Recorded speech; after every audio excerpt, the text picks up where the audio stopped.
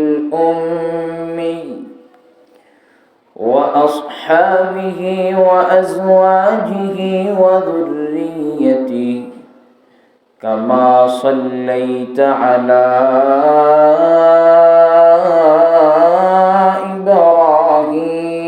إبراهيم وعلى آل إبراهيم إنك حميد مجيد. أما بعد فقد قال الله سبحانه وتعالى في كتابه العظيم والفرقانه الحميد: أعوذ بالله من الشيطان الرجيم. بسم الله الرحمن الرحيم. يا أيها الرسول بلغ ما أنزل إليك من ربك وإن لم تفعل فما بلغت رسالته والله يعصمك من الناس. وقال رسول الله صلى الله عليه وآله وسلم: بلغوا عني ولو آية أو كما قال النبي عليه الصلاة والسلام. اللهم سبحانك لا علم لنا إلا ما علمتنا إنك أنت العليم الحكيم. رب زدني علما رب يسر ولا تعسر وتمم بالخير. رب اشرح لي صدري ويسر لي أمري واحلل عقدة من لساني يفقه قولي. وبك نستعين يا مستعان. আলহামদুলিল্লাহ, মহান আল্লাহ তাআলার আযীম ও শান শাহী দরবারে শুকরিয়া আদায় করি যে আল্লাহ সুবহানাহু ওয়া তাআলা আমাদেরকে অত্যন্ত মহব্বত করে, ভালোবেসে, মায়া করে, আদর করে দুনিয়ার মধ্যে শ্রেষ্ঠ জায়গা তথা মসজিদে আসার বসার তৌফিক দান করেছেন, সুস্থতার হায়াত দান করেছেন, সুস্থতার জিন্দেগি দান করেছেন, কিছু কথা বলা এবং শোনার মতো সুযোগ আল্লাহ পাক করে দিয়েছেন। এই জন্য সকলে উচ্চ স্বরে উচ্চারণ করি আলহামদুলিল্লাহ, আলহামদুলিল্লাহ। অসংখ্য অগণিত দুরূদ ও সালাম পেশ করছি শ্রেষ্ঠ নবী, আখিরি নবী, শেষ নবী, হায়াতুন নবী, জিন্দা নবী হযরত রাসূল করিম সাল্লাল্লাহু আলাইহি ওয়াসাল্লামের প্রতি। আল্লাহ সুবহানাহু ওয়া তাআলা যার প্রতি মায়া করেন, দয়া করেন, একমাত্র ওই ব্যক্তি বা তারাই দ্বীনের কাজ, নেক কাজ, ভালো কাজ করার শক্তি পায়, ক্ষমতা পায়। আল্লাহ পাকের তৌফিক ছাড়া, আল্লাহ পাকের নেক নজর ছাড়া ভালো কাজ করা, সৎ কাজ করা, দ্বীনের কাজ করার ক্ষমতা পৃথিবীর মধ্যে কারো নেই। এজন্য আল্লাহ পাকের কাছে বেশি বেশি দোয়া করা, আল্লাহ যেন আমাদের সবাইকে বেশি বেশি নেক কাজ করার তৌফিক দান করে। আমিন। নেক কাজ বলতে শুধুমাত্র নামাজ, বিষয়টা এরকম না। শুধু দান সদকা, আবার বিষয়টা এরকম না। হজ এটাও না। এগুলো অনেক কাজ, ভালো কাজ। আপনার তো সব সময় নামাজ পড়ার সময় নেই, আপনার সদা সর্বদাই সব সময় দান করার সক্ষমতা থাকে না। হজ মন চাইলেই করা যায় না। তো প্রত্যেকটা আমল ওগুলো নেক কাজ। তো পুরো সময়টা নেক কাজের ভিতরে নিজেকে জড়িয়ে দেওয়া কিভাবে? আপনি আপনার কর্মস্থলে যাচ্ছেন, তো রাস্তা দিয়ে যাওয়ার পথে আপনি মনে মনে দুই ঠোঁট নাড়ায় পড়তেছেন সুবহানাল্লাহ, আলহামদুলিল্লাহ, আল্লাহু আকবার, জিকির করতেছেন, এটাও নেক কাজ। এজন্যে আমাদের সময়টাকে খুব কাজে লাগানো, গুরুত্ব দেওয়া। আল্লাহ আমাদের সবাইকে নেক কাজ বেশি বেশি করার তৌফিক দান করুন, আমিন। আল্লাহ সুবহানাহু ওয়া তাআলা এই দুনিয়াতে অসংখ্য অগণিত নবী রাসূল পাঠিয়েছেন, যার সংখ্যা পৃথিবীর মধ্যে কেউ জানে না। এটা নির্ধারিত সংখ্যা একমাত্র আল্লাহ সুবহানাহু ওয়া তাআলার নিকটেই সংরক্ষিত আছে, দুনিয়ার কেউ জানে না। এজন্যে এইভাবে ঈমান আনা যে আল্লাহ পাক যত নবী রাসূল পাঠাইছেন, যত নবী রাসূল আল্লাহ পাক প্রেরণ করেছেন, তাদের সকলের প্রতি আমরা ঈমান আনলাম, এইভাবে বলা। কোনো সংখ্যা নির্দিষ্ট করা ঠিক না। তো আল্লাহ পাক দুনিয়ার জমিনে অসংখ্য অগণিত নবী রাসূল পাঠাইছেন। নবী রাসূল পাঠানোর একটা উদ্দেশ্য, একটা কারণ। দুনিয়াতে মানব সম্প্রদায়কে আল্লাহ পাঠাইছেন, সবাইকে আল্লাহ নবুয়তের মর্যাদা দান করেন নাই। মুষ্টিময় কিছু সংখ্যক আল্লাহ পাক নবুয়তের মর্যাদা দান করছেন। তো এই যাদেরকে নবুয়তের মর্যাদা দান করে নাই, তাদের ভিতরে তো সত্য মিথ্যার পার্থক্যের জ্ঞান থাকবে না। কি কাজ করলে জান্নাতে যাওয়া যাবে সেই জ্ঞান তাদের মধ্যে নাই, কোন কাজ করলে জাহান্নামের পথের পথিক হতে হবে সেই জ্ঞানও তাদের নাই।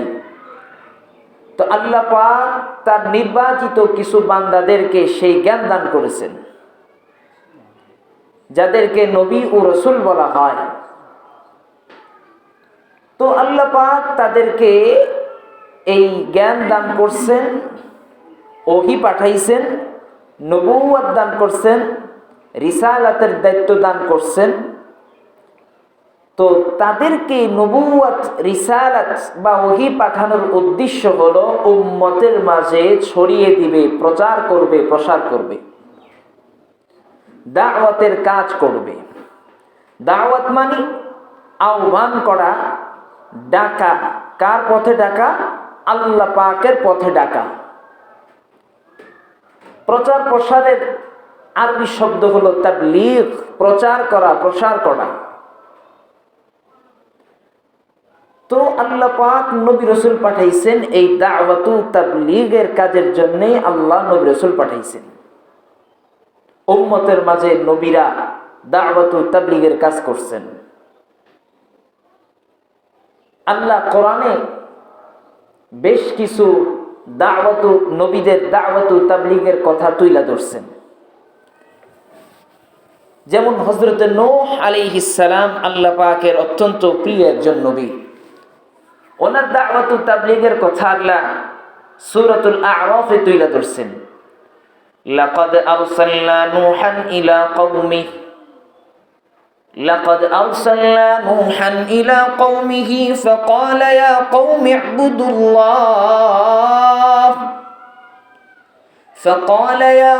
اعبدوا الله ما لكم من إله غيره لقد أرسلنا نوحا إلى قومه আমি আল্লাহ নূহ আলাইহিস সালামকে তার সম্প্রদায়ের নিকট পাঠিয়েছি, প্রেরণ করেছি। فقال يا قوم اعبدوا الله নূহ আলাইহিস সালাম তার সম্প্রদায়ের নিকট গিয়া বলবি, ইয়া কওমি ইবুদুল্লাহ, হে আমার সম্প্রদায়, হে আমার কওমের লোকেরা, উবুদুল্লাহ, তোমরা কেবলমাত্র শুধুমাত্র এক আল্লাহর ইবাদত করো, এক আল্লাহর দাসত্ব করো। মা লাকুম মিন ইলাহিন গায়রু, তিনি ব্যতীত ভিন্ন কোনো ইলাহ গ্রহণ করিও না। তিনি ছাড়া আর কোনো মা'বুদ নাই, একমাত্র মা'বুদ হলেন আল্লাহ। নূহ আলাইহিস সালাম তার সম্প্রদায়ের নিকট গিয়া এই দাওয়াত উম্মতের মাঝে দিয়েছেন। এরপরে আল্লাহ পাক অন্য আরেক নবীর কথা তুইলা ধরছেন, হযরতে হুদ আলাইহিস সালাম। প্রথম নবীর নাম বলছি হযরতে নূহ আলাইহিস সালাম, নামগুলো মনে রাখবেন। দ্বিতীয় নবীর নাম হযরতে হুদ আলাইহিস সালাম, নাম কি? হযরতে হুদ আলাইহিস সালাম। ওয়া ইলা সামুদ আখাহুম সালিহা, ওয়া ইলা সামুদ আখাহুম সালিহা, ওয়া ইলা আদিন আখাহুম হুদা। আল্লাহ রাব্বুল আলামিন বলেন, ওয়া ইলা আদিন আখাহুম হুদা। একটা সম্প্রদায় ছিল, সম্প্রদায়ের নাম হলো আদ সম্প্রদায়। একটা কওম ছিল, একটা গোত্র ছিল, নাম ছিল আদ। আল্লাহ বলেন, ওয়া ইলা আদিন আখাহুম হুদা, আদ সম্প্রদায়ের নিকট তাদের ভাই হযরতে হুদ আলাইহিস সালামকে পাঠাইলাম। قال يا قوم اعبدوا الله, হযরতে হুদ আলাইহিস সালাম তার সম্প্রদায়ের নিকট গিয়া, তার কওমের নিকট গিয়া, তার গোত্রের নিকট গিয়া দাওয়াত দেয়, ইয়া কওমি ইবুদুল্লাহ, হে আমার সম্প্রদায়, উবুদুল্লাহ মা লাকুম মিন ইলাহিন গায়রু, তোমরা এক আল্লাহর ইবাদত করো, তার সাথে আর কাউকে শরীক করিও না, ভিন্ন কোনো মা'বুদ গ্রহণ করিও না। এইভাবে আল্লাহ তাআলা তার নবীদেরকে পাঠাইছেন উম্মতের মাঝে দাওয়াত দিবা। ওয়া ইলা মাদিয়ানা আখাহুম শুআইবা, শুআইব আলাইহিস সালাম আল্লাহ পাকের একজন প্রিয় নবী ছিলেন। মাদিয়ানবাসীর নিকট তাদের ভাই হযরতে শুআইব আলাইহিস সালামকে পাঠাইছেন। উদ্দেশ্য কি? ইয়া কওমি ইবুদুল্লাহ মা লাকুম মিন ইলাহিন গায়রু, হে আমার সম্প্রদায়, তোমরা এক আল্লাহর ইবাদত করো, এক আল্লাহর ইবাদত করো, তার সাথে ভিন্ন কোনো মা'বুদকে তোমরা গ্রহণ করিও না। এভাবে আল্লাহ পাক অসংখ্য অগণিত নবী রাসূল পাঠাইছেন উম্মতের মাঝে দাওয়াত দেওয়ার জন্য, হকের কথা, সত্যের কথা প্রচার করার জন্য। আল্লাহ এক, আল্লাহর সাথে কোনো শরীক নেই। আমাদের নবীকেও আল্লাহ পাক এই দাওয়াত ও তাবলীগের জন্য, প্রচার প্রসারের জন্যই পাঠাইছেন। ইন্না আরসালনাকা বিল হক, আল্লাহ বলেন, ইন্না আরসালনাকা বিল হক, নবী আমার, আমি আপনাকে সত্য বাণী দিয়ে পাঠাইছি। ইয়া আইয়ুহার রাসূল বাল্লিগ মা উনজিলা ইলাইকা মির রাব্বিক, আল্লাহ পাক তার প্রিয় হাবিব সাল্লাল্লাহু আলাইহি ওয়াসাল্লামকে বলতেছেন, ও আমার প্রিয় হাবিব, ইয়া আইয়ুহার রাসূল, হে রাসূল, আপনি বাল্লিগ মা উনজিলা ইলাইকা মির রাব্বিক, আপনার উপরে যা ওহী হিসাবে পাঠিয়েছি, যা আমি বলেছি, যা আমি ওহী হিসাবে আপনার উপর অবতীর্ণ করেছি, তা আপনার কওমের নিকট আপনি প্রচার করুন, প্রসার করুন। তাহলে বোঝা গেল নবীদেরকে আল্লাহ পাক দাওয়াত ও তাবলীগের জন্যই পাঠাইছে। নবীর সিলসিলা নবীর ধারাবাহিকতা আল্লাহ পাক হযরত রাসূল করিম সাল্লাল্লাহু আলাইহি ওয়াসাল্লামের মাধ্যমে সমাপ্তি ঘোষণা করেছেন। মা কানা মুহাম্মাদুন আবা আহাদিম মির রিজালিকুম ওয়ালাকির রাসূলুল্লাহ ওয়া খাতামান নাবিয়্যিন। আল্লাহ রাব্বুল আলামিন স্পষ্ট ঘোষণা করে দিয়েছেন, মুহাম্মদ সাল্লাল্লাহু আলাইহি ওয়াসাল্লাম তোমাদের মধ্যে কারো পিতা না, কোনো পুরুষের পিতা না। মুহাম্মাদুন আবা আহাদিম মির রিজালিকুম ওয়ালাকির রাসূলুল্লাহ, তিনি হলেন আল্লাহর রাসূল, ওয়া খাতামান নাবিয়্যিন, এবং নবীদের মধ্যে শেষ নবী। যেহেতু নবীদেরকে আল্লাহ পাক দাওয়াতু তাবলীগের জন্য পাঠাইছেন,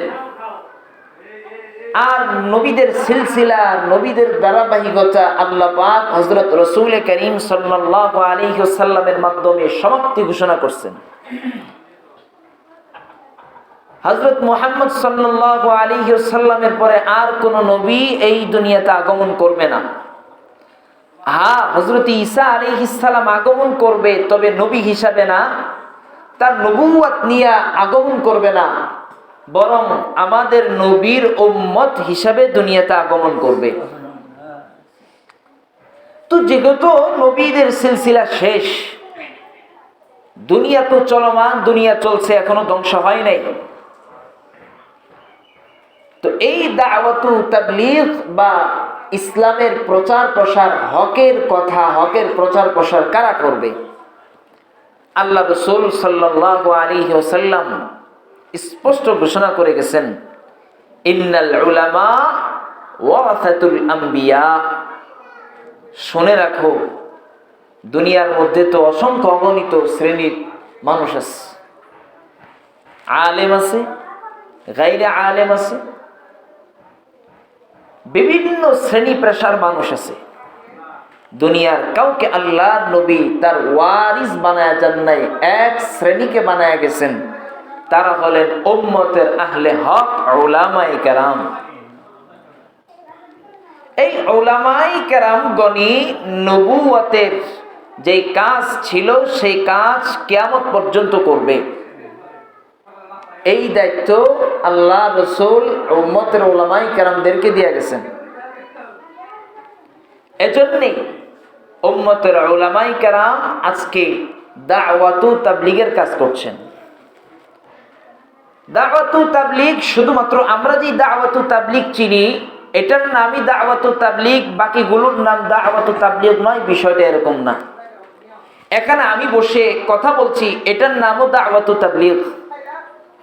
হকের কথা, সত্যের কথা, ইসলামের কথা এখান থেকে বলা হচ্ছে, এটার নামও দাওয়াতু তাবলীগ। মাদ্রাসায় একজন শিক্ষক ছাত্রদেরকে কোরআন পড়াচ্ছেন, হাদিস পড়াচ্ছেন, মাসআলা মাসাইল পড়াচ্ছেন, এটার নামও দাওয়াতু তাবলীগ। প্রচলিত যে দাওয়াতু তাবলীগ, এটার নামও দাওয়াতু তাবলীগ। তবে এই দাওয়াতু তাবলীগের জিম্মাদারি হলেন উম্মতের উলামায়ে কেরাম। আল্লাহ রাসূল বলে গেছেন, ফালইউবাল্লিগিশ শাহিদ মিনকুমুল গায়ব। আজকে তোমাদের মধ্যে যারা উপস্থিত নাই, তাদের মাঝে আমার কথাগুলো বলে দিও, গোপন করিও না। বাল্লিগু আন্নী ওয়ালাউ আয়া, আমার পক্ষ থেকে একটি বাণী হলেও পৌঁছিয়ে দাও। তাহলে বোঝা গেল দাওয়াতু তাবলীগের গুরুত্ব, ফজিলত অপরিসীম। দেখেন, দাওয়াতু তাবলীগ, একজন মানুষ যদি একজন ব্যক্তিকে নামাজের দাওয়াত দেয়, ভালো কাজের দাওয়াত দেয়, সেটার নামও দাওয়াতু তাবলীগ। আল্লাহ রাসূল সাল্লাল্লাহু আলাইহি ওয়াসাল্লাম বলছেন, হযরত আবু হুরায়রা রাদিয়াল্লাহু তাআলা আনহু, সবাই সাহাবীর নাম বলবেন। সাহাবীর নাম কি? হযরত আবু হুরায়রা রাদিয়াল্লাহু তাআলা আনহু। তিনি বর্ণনা করেন, মান দাআ ইলা হুদান কানা লাহু মিনাল আজরি মিসলু উজুরি মান তাবিআহু লা ইয়ানকুসু যালিকা মিন উজুরিহিম শাইআ।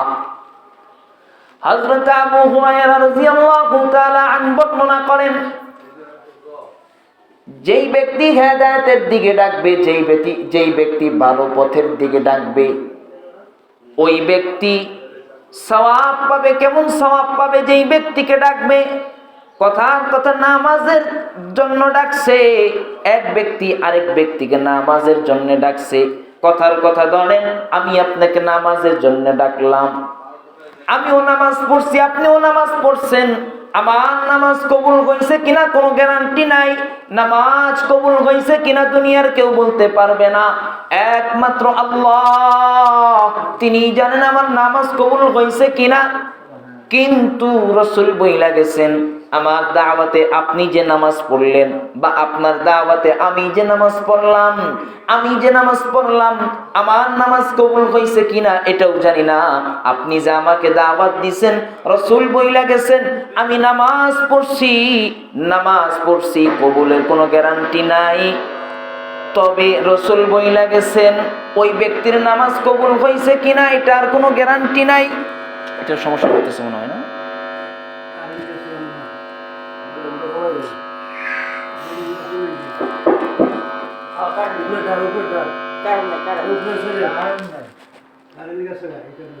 তাহলে সেটটাই বন্ধ থাক নাকি? সেটটাই বন্ধ থাক, সেটটা বন্ধ করে দেন, পরে নামাজের সময়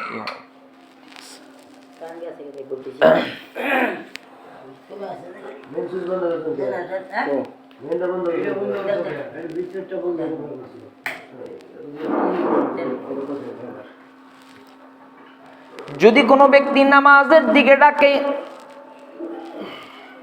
যেই ব্যক্তি ডাকছে ওই ব্যক্তির নামাজ কবুল হয়েছে কিনা জানেন একমাত্র আল্লাহ, দুনিয়ার কেউ জানেন না।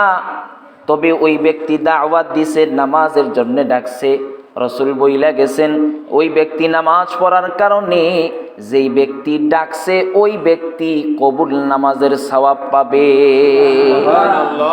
আপনার নামাজ কবুল হয়েছে কিনা সেটার কোনো গ্যারান্টি নাই, কিন্তু আপনি যে একজনকে নামাজের জন্য ডাকছেন, রাসূল বইলা গেছেন যেই আপনার দাওয়াতে যে নামাজ পড়ছে ওই ব্যক্তি কবুল নামাজের সওয়াব আপনি পাইবেন। এত বড় দামি ফজিলত। শুধু নামাজের দিকে ডাকছেন, ভালো কাজের দিকে ডাকছেন, ভালো কাজ করছে সেটারও ফজিলত, সেটারও সওয়াব আপনি পাইবেন, কোনো কমতি হবে না। আল্লাহ পাকের কাছে সওয়াবের কোনো কমতি নাই। এজন্য আমাদের সবাইকে ভালো কাজের দিকে দাওয়াত দিতে হবে, ডাকতে হবে। আল্লাহ আমাদের সবাইকে তৌফিক দান করুন। এরপরে রাসূল বলেন, ওয়ামান দাআ ইলা দালালাতিন, ভালো কাজের দিকে ডাকছে তো সওয়াব পাইছে। এখন কেউ যদি খারাপ কাজের দিকে ডাকে, ভ্রষ্টতার দিকে ডাকে, অসৎ কাজের দিকে ডাকে, রাসূল বইলা গেছেন এই যে অসৎ কাজের দিকে ডাকছে, ওই ব্যক্তি যদি অসৎ কর্ম করে তাহলে এটার সওয়াবও সে পাবে। নাউজুবিল্লাহ। এজন্য এই হাদিস থেকে বুঝলাম আমরা যে আমাদের সবাইকে ভালো কাজের দিকে ডাকতে হবে, খারাপ কাজের দিকে ডাকা যাবে না। ফজিলত কি? ফজিলত হলো ওই ব্যক্তি কইরা কবুল সওয়াব পাবে কিনা সেটা সন্দেহ, কিন্তু আপনি সওয়াব পাবেন, আপনি এটাকে ডাকছেন, এজন্য কবুল সওয়াব পাবেন। এর থেকে বড় ফজিলতের কথা আর কিছু হতে পারে না। এবার দেখেন আল্লাহ তাআলা কি বলেন, যারা ভালো কাজের দিকে ডাকে, সৎ কাজের দিকে ডাকে, আল্লাহ বলেন তাদের কথা থেকে দামি কথা দুনিয়ার জমিনে আর কিছু নাই। যারা ভালো কাজের দিকে ডাকে, সৎ কাজের দিকে ডাকে, তাদের কথা থেকে দামি কথা দুনিয়ার মধ্যে আর নেই। ওয়ামান আহসানু কওলাম মিম্মান দাআ ইলাল্লাহ ওয়া আমিলা সালিহা ওয়া ক্বালা ইন্নানি মিনাল মুসলিমিন। আল্লাহ তাআলা কোরআনুল কারীমে বলেন, ওয়ামান আহসানু কওলাম মিম্মান দাআ ইলাল্লাহ, যেই ব্যক্তি আল্লাহর দিকে ডাকে ওই ব্যক্তি থেকে অধিক উত্তম কথা আর কি হতে পারে। আল্লাহর দিকে ডাকা মানে আল্লাহর স্মরণের দিকে ডাকা। নামাজ আল্লাহর স্মরণ, ভালো কাজ সেটাও আল্লাহর স্মরণ, জিকির সেটাও আল্লাহর স্মরণ। মোট কথা সৎ কাজের দিকে যেই ব্যক্তি ডাকবে ওই ব্যক্তির ডাক, ওই ব্যক্তির কওল, ওই ব্যক্তির কথা দুনিয়ার জমিনে সব থেকে উত্তম কথা। এর থেকে উত্তম কথা আর হতে পারে না। সার্টিফিকেট আল্লাহ নিজেই দিয়ে দিচ্ছেন। এবার বলেন আমাদের সবাইকে দাওয়াতের কাজ করতে হবে কি হবে না? আপনি যতটুকু শুনছেন ততটুকুই দাওয়াতের কাজ।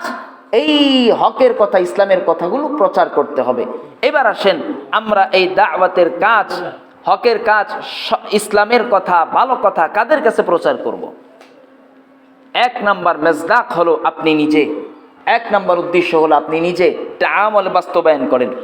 2 নাম্বার এটার উদ্দেশ্য মেজদাক, এটা আপনার পরিবারের দিকে। ইয়া আইয়ুহাল্লাযীনা আমানু কু আনফুসাকুম ওয়া আহলিকুম নারা, আল্লাহ তাআলা বলেন কু আনফুসাকুম, তোমরা জাহান্নামের আগুন থেকে আগে নিজেকে বাঁচাও, আগে নিজে জাহান্নামের আগুন থেকে বাঁচো, হালাল খাও, হারাম ছাড়ো। এরপরে ওয়া আহলিকুম নারা, এরপরে তোমাদের পরিবারবর্গ যারা আছে, অধীনস্থ যারা আছে, তোমাদের আহাল যারা আছে, তাদেরকেও জাহান্নামের আগুন থেকে বাঁচাও। তার মানে বোঝা গেল জুমার দিনে কোনো মাহফিলে বা কোনো আলেমের মুখ থেকে, ভালো মানুষের মুখ থেকে কোনো কথা শুনলেন, সেটা সর্বপ্রথম নিজে আমল করতে হবে, এরপরে নিজের পরিবার যারা আছে তাদেরকেও বলতে হবে। আল্লাহ আমাদের সবাইকে এই কাজটা করার তৌফিক দান করুন। বর্তমান প্রচলিত দাওয়াত ও তাবলীগ, দাওয়াতের তো বিভিন্ন রূপরেখা আছে। যেমন পরিবারকে দাওয়াত দেওয়া, এটাও একটা রূপরেখা, এটাও একটা নিয়ম। এই যে আমি এখান থেকে কথা বলছি, এটাও একটা দাওয়াতের সিস্টেম, রূপরেখা। একজন মাহফিলে বক্তা সাহেব বয়ান করছেন, এটাও দাওয়াত ও তাবলীগের কাজ। কিন্তু বর্তমান সমাজে আমরা যে দাওয়াত ও তাবলীগের নাম শুনি, দাওয়াত ও তাবলীগের যেই বিষয়টা আমাদের চোখে ভেসে আসে, সেটা অন্যতম একটা দাওয়াত ও তাবলীগের কাজ।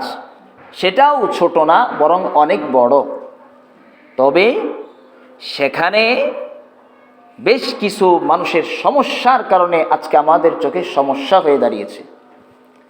দাওয়াত ও তাবলীগ শুরু করছেন এই উপমহাদেশের কওমি মাদারিস, উপমহাদেশের দারুল উলুম দেওবন্দের উলামায়ে কেরাম। দারুল উলুম দেওবন্দ কি? কাসিমুল উলুম হযরত মাওলানা কাসেম নানুতুবি। নাম কি? কাসেম নানুতুবি। সবাই নামটা ভালো করে বুঝেন, শোনেন। কাসেম নানুতুবি রহমতুল্লাহি আলাইহি ঘুমাইছেন, ঘুমের ঘরে স্বপ্নে দেখেন আল্লাহর রাসূল সাল্লাল্লাহু আলাইহি ওয়াসাল্লাম স্বপ্নে একটা রেখা টাইনা গেছেন। তো সকালবেলা উনি উঠে দেখেন যে ঠিক ভারতের সাহারানপুরে দেওবন্দ নামক এলাকায় একটা রেখা আছে।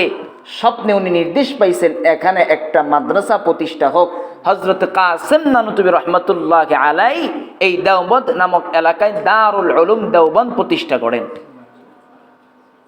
সেখান থেকেই দাওয়াত ও তাবলীগের প্রতিষ্ঠাতা হযরত জি মাওলানা ইলিয়াস রহমতুল্লাহি আলাইহি ওই জায়গার ছাত্র, দারুল উলুম দেওবন্দের ছাত্র। পড়ালেখা শেষ করার পরে এই দারুল উলুম দেওবন্দ এবং বড় বড় বিশেষজ্ঞ উলামায়ে কেরামের তত্ত্বাবধানে উনি একটা মেহনত চালু করেন 1926 সনে। সেই মেহনতের নাম হলো দাওয়াত ও তাবলীগ, এই বর্তমান দাওয়াত ও তাবলীগ। উনি 1926 সনে মেহনত শুরু করেন। তবে এখানে একটা বিষয় নিয়ে রেখে গেছেন যে উম্মতের উলামায়ে কেরাম ছাড়া এই দাওয়াত ও তাবলীগের কাজ চলতে পারে না। কারণ শুরুর আলোচনা থেকে একটু বোঝা যায় উম্মত তো অনেক ছিল, কিন্তু আল্লাহ পাক মুষ্টিময় কয়েকজনকে বা কিছু লোককে আল্লাহ পাক নবুয়তের জন্য বাছাই করছেন। তারাই একমাত্র ইসলামের দাওয়াত দিছে, আল্লাহ পাকের কথাগুলো উম্মতের মাঝে বলছেন। সবাই বলে নেই, সবাইকে আল্লাহ পাক এই দায়িত্ব দেয়নি। তো উম্মতের উলামায়ে কেরাম যারা সেই নবুয়তের ইলম ধারণ করেছে, তারাই এই কাজের একমাত্র প্রধানতম হক একমাত্র তাদের, এছাড়া ভিন্ন কারো না। তো হযরত জি মাওলানা ইলিয়াস রহমতুল্লাহি আলাইহি 1926 সনে দাওয়াত ও তাবলীগ নামে একটা বিরাট বড় একটা মেহনতের কাজ শুরু করে দিলেন। মানুষের দ্বারে গিয়ে গিয়ে গিয়ে গিয়ে ইমানের মেহনত, ইসলামের মেহনত শুরু করে দিলেন। এভাবে চলতে চলতে চলতে চলতে এক পর্যায়ে উনি ইন্তেকালের আগ মুহূর্তে বার্ধক্যে উপনীত হয়ে গেছেন। তো তিনি তার ছেলে হযরত জি ইউসুফ রহমতুল্লাহ আলাই, প্রথম জনের নাম দাওয়াতুত তাবলীগের যিনি প্রতিষ্ঠাতা তিনি হলেন হযরত ইলিয়াস রহমতুল্লাহ আলাই। তিনার ছেলে হযরত জি ইউসুফ রহমতুল্লাহ আলাই তাকে আমির বানায়া গেলেন যে তুমি এটার দেখভাল করবা, দেখাশোনা করবা। তবে শর্ত হলো উলামাই কেরামের নেগরানিতেই করবা, তত্ত্বাবধানে করবা। উলামাই কেরামের নেগরানি ছাড়া, তত্ত্বাবধান ছাড়া তুমি এই কাজে অগ্রসর হইবে না। হযরত জি ইউসুফ রহমতুল্লাহ আলাই উনিও পিতার কথাকে অনুসরণ করে উম্মতের উলামাই কেরামকে সামনে রেখে এই দাওয়াতু তাবলীগের কাজ শুরু করে দিয়েছেন। এভাবে চলতে চলতে চলতে চলতে ইউসুফ রহমতুল্লাহ আলাইহের বাগ্নে হযরত জি ইনামুল হাসান রহমতুল্লাহ আলাই ওনাকে পরবর্তী আমিরের একটা সিস্টেম বানায় দিয়েছেন। তো এখানে একটা কথা বলে রাখি, ইসলামে আমির বানানোর, নেতা বানানোর পদ্ধতি তিনটা। কয়টা? সবাই আওয়াজ করে বলেন কয়টা? তিনটা। এই তিনটার বাহিরে যদি কেউ আমির হয় তাহলে ইসলামী শরিয়া তাকে আমির হিসাবে মেনে নেবে না। তিনটা কি কি? এক নাম্বার, যিনি আমির, পূর্বের যিনি আমির উনি কাউকে আমির বানায়া যাবেন, নাম ঘোষণা করে দিবেন, এক নাম্বার পদ্ধতি। দুই নাম্বার পদ্ধতি, পূর্বের যিনি আমির উনি 10-15 জনের একটা কমিটি গঠন কইরা যাবে। তো এই 10-15 জন যাকে আমির বানাবে তিনি হবেন আমির, তিনি ছাড়া ভিন্ন কেউ আমির হতে পারবেন না। দুই নাম্বার পদ্ধতি। তিন নাম্বার পদ্ধতি, পূর্বের যিনি আমির তিনি কাউকে ইশারা করে দিবেন, ইশারা করে যাবেন। যেমন আল্লাহর নবী হযরত রাসূল করিম সাল্লাল্লাহু আলাইহি ওয়াসাল্লাম উনি নির্দিষ্ট কাউকে আমির বানায়া যান নাই, তবে হযরত সিদ্দিক আকবর আবু বকর রাদিয়াল্লাহু তাআলা আনহুকে কিছু ইশারার মাধ্যমে আমিরের চিহ্ন দিয়া গেছেন। যেমন আল্লাহ রসুল জীবদ্দশায় কেউ ইমামতি করতে পারতেন না, কেউ ইমামতি করতেন না, একমাত্র হযরত সিদ্দিক আকবর আবু বকর রাদিয়াল্লাহু তাআলা আনহুই করছেন। আল্লাহ রসুল ইন্তেকাল করছেন, দুনিয়া থেকে চলে গেছেন। চলে যাওয়ার পরে সবাই সিদ্ধান্ত নিছে যেহেতু রসুলের জীবদ্দশায় ইমামতি করছেন সিদ্দিক আকবর, উনি আমাদের আমির হবে, ইশারা কইরা গেছেন। তো এই তিন পদ্ধতির মধ্যে যদি কেউ আমির হয় তাহলে মুসলমান তাকে আমির মেনে নিবে। এই তিন পদ্ধতির বাহিরে কাউকে মুসলমান আমির মেনে নিতে পারে না, ইসলামী শরিয়া জায়েজ মনে করে না, সে আমিরই হতে পারে না। তো প্রথম হজরত ইলিয়াস রহমতুল্লাহ আলাই, দ্বিতীয় হজরত ইউসুফ রহমতুল্লাহ আলাই, তৃতীয় হজরত এনামুল হাসান রহমতুল্লাহ আলাই। এনামুল হাসান রহমতুল্লাহ আলাই উনি শোরা কমিটি গঠন করে গেছেন, যার মধ্যে বর্তমান দিল্লির ভারতের মাওলানা সাদ কান্দলবি হাদাকাল্লাহ আছেন। তো এনামুল হাসান রহমতুল্লাহ আলাই চলে গেছেন, কাউকে আমির বানান নাই। হজরত এনামুল হাসান চলে যাওয়ার পরে সাদ কান্দলবি উনি হজরত ইলিয়াস রহমতুল্লাহ আলাই বংশের একজন লোক, বংশের লোক হইলেই তো আর আমির হয় না, বরং কিছু নিয়ম নীতি তো আছে। তো উনি প্রভাব খাটায়া কাউকে আর আমির হতে দিলেন না। একে একে 10 শোরা কমিটি গঠন করছেন এনামুল হাসান রহমতুল্লাহ আলাই। সবাই আস্তে আস্তে ইন্তেকাল করছেন, সবাই চলে গেছেন। এখন আমিরের দায়িত্ব পালন করবে কে? সুযোগে সৎ ব্যবহার করে 2015 সনে উনি নিজেকে আমির ঘোষণা করছে। ইসলাম এটাকে জায়েজ বলে না, ইসলাম এটাকে আমির মেনে নেয় না। তার মানে আমরা বুঝলাম তিনি যে আমির দাবি করেছে ইনি আমাদের আমির হতে পারে না। এরপরে আসেন, যখন বাংলাদেশের ওলামাই কেরাম সহ বিশ্বের অনেক বরেণ্য ওলামাই কেরাম তাকে আমির হিসাবে মানলেন না, উনি আস্তে আস্তে একটা কাজ শুরু করে দিলেন, তাকে আমির মানতেই হবে। বাংলাদেশে যেহেতু বিশ্বের ইজতেমা একটাই হয়, সেটা হলো বাংলাদেশ, তো উনি বাংলাদেশে আসতে চাইলেন, ওলামাই কেরাম নিষেধ করে দিলেন। ওলামাই কেরাম অনেক কষ্ট মেহনত করলেন, তাকে আসতে দেওয়া যাবে না। তো এক পর্যায়ে ওলামাই কেরাম তাদের এই দাবিতে অটল। 2018 সনে 1 ডিসেম্বর এই মাওলানা সাদ সাহেবের অনুসারীরা নিরীহ মুসল্লিদের উপর বর্বর হামলা চালিয়েছে, যার নমুনা, যার ভিডিও, যার বাস্তবতা আপনারা অনেকেই দেখেছেন। ইউটিউব, ফেসবুক বর্তমানে ভাইরাল, সেটার বিচার আজ পর্যন্ত হয় নাই। 2018 চলে গেল, আসলো 2024 গত মঙ্গলবার দিবাগত রাত্রি। নিরীহ মুসলমান ভাইরা, তাবলীগের ভাইরা তাহাজ্জুদের সালাত আদায় করছিলেন, তাহাজ্জুদের নামাজ পড়ছেন, কিছু সাথী ঘুমাচ্ছেন। এই ঘুমের মধ্যে রাত্রিবেলায় 3টা, 3:30টায় এই মৌলভী সাদের অনুসারীরা প্রায় 6 থেকে 7 জনকে শহীদ করেছে, শত শত মানুষকে আহত করেছে। ঢাকা মেডিকেলে আইসিইউতে ভর্তি আছে। এই ইস্তেমার মাঠের পাশে একটা হাসপাতাল আছে, আহসানুল্লাহ মাস্টার হাসপাতাল, সেখানেও অসংখ্য অগণিত মুসল্লিরা ভর্তি আছে। এই কার্যক্রম তারা বর্তমানে বাংলাদেশে পরিচালিত করছে। এদের উদ্দেশ্য কি? উদ্দেশ্য হলো এই দেশটাকে একটা অস্থিতিশীল পরিস্থিতিতে তৈরি করা, যাতে করে মানুষকে বিশ্বের মাঝে বাংলাদেশের এই ধর্মীয় অবস্থাটাকে একটা ঘোলাটে পরিস্থিতি তৈরি করা যায়, এরকম একটা চিত্র বিশ্বের মাঝে তুলে ধরা, এটাই একমাত্র তাদের উদ্দেশ্য। এই ইসরায়েল মুসলমানদের উপরে, হামাস শান্তিকামী সংগঠন, এদের উপরে প্রায় বছরের উপর একেবারে লাগাতার হামলা করেই যাচ্ছে।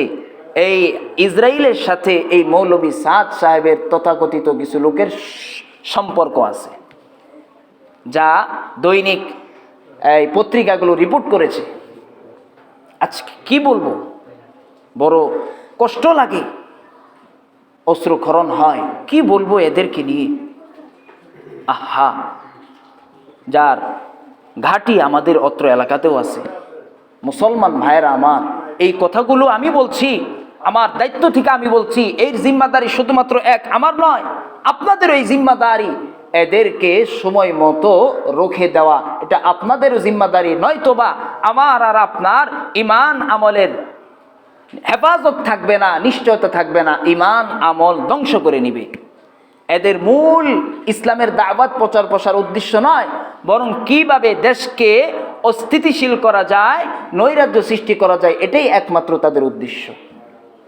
আজকে যারা শহীদ হয়েছে তাদের জন্য দোয়া করা, যারা অসুস্থ হয়েছেন, যেহেতু আমাদের কাছেই আছে টঙ্গী, আমরা যাব, গিয়ে সেখানে হয়তো যদি আর্থিক ক্ষমতা থাকে তাহলে সহযোগিতা করব, অথবা আমরা নামাজের পরে দোয়া করব আল্লাহ পাক যেন তাদেরকে দ্রুত সুস্থ করে দেয়, এবং যারা এই হত্যাকাণ্ডে জড়িত তাদের সবার বিচার দাবি করা।